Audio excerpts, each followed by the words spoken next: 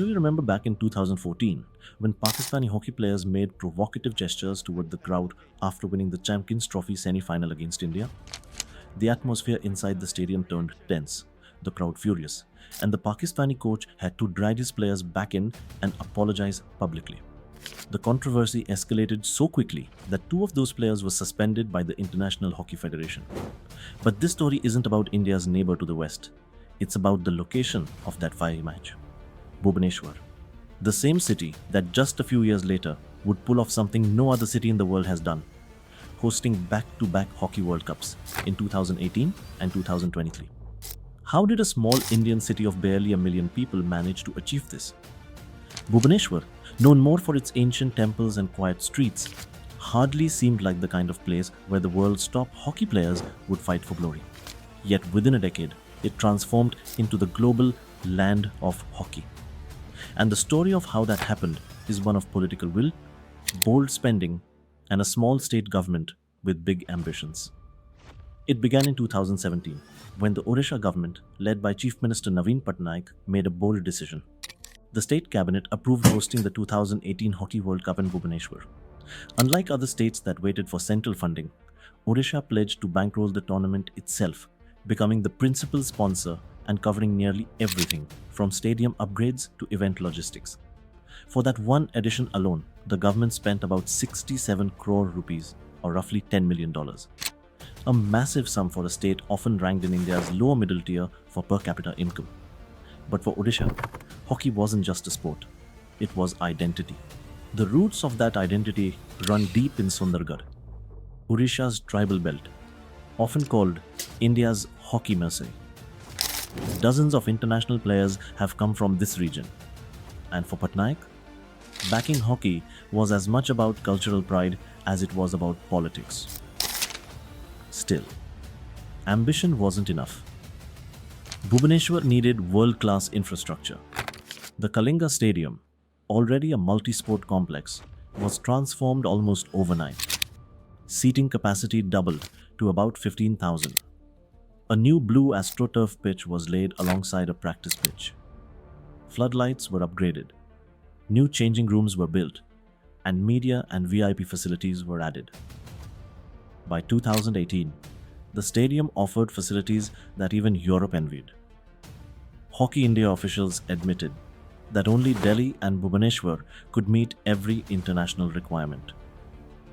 And with its compact size and total government backing, Bhubaneswar was the natural choice. When the World Cup began, the world took notice.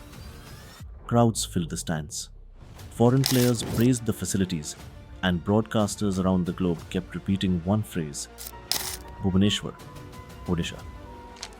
For a city most people outside India had never even heard of, this was a branding jackpot.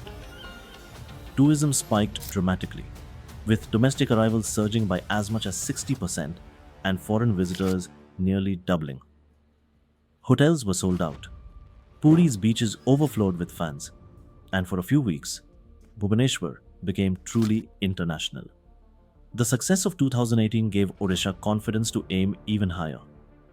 When the International Hockey Federation searched for a host for the 2023 World Cup, Bhubaneswar put in a bid once again, and won. But this time, the ambition was far greater. The state allocated over 1100 crore rupees, nearly 16 times what it had spent in 2018. Odisha wasn't just hosting another World Cup. It wanted to send a message that it was the hockey capital of the world. At the center of this ambition was Rourkela in Sundargarh district. Here, the state built the Birsa Munda International Hockey Stadium, India's largest hockey venue, with 20,000 seats, completed in just 15 months.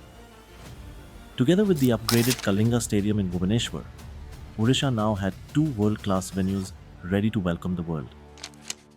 Few countries, let alone Indian states, had invested this heavily in one spot.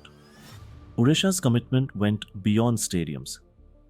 Back in 2018, when India's hockey team lost its corporate sponsor, the state stepped in, signing a 100 crore rupee deal to sponsor the men's and women's teams for 5 years. For the first time, An Indian state's name appeared on the national jersey. Millions of viewers around the world saw the slogan, Odisha, India's best kept secret, every time the team played. It was tourism branding disguised as sports sponsorship, and it worked brilliantly. Patnaik called it Odisha's gift to the nation. International hockey officials went even further, calling Bhubaneswar the sports capital of India. But not everyone was convinced. Critics pointed out that 137 crore from the 2023 budget came from mining royalty funds meant for healthcare, drinking water, and infrastructure in mining affected areas. Locals near Rourkela admitted they were proud of the new stadium, but frustrated that their villages still lacked proper roads, schools, and hospitals. The government defended the spending as both legal and strategic, arguing that the World Cup would bring investments, jobs, and pride that ordinary projects never could. But January 2023, controversy gave way to excitement. Bhubaneswar and Rourkela turned into hockey carnivals. 16 fan parks lit up cities. Joint screens broadcast matches across neighborhoods, and cultural festivals filled the nights. Players praised the facilities. Officials applauded the organization. And once again, Odisha's gamble paid off. The International Hockey Federation officially declared Odisha the land of hockey.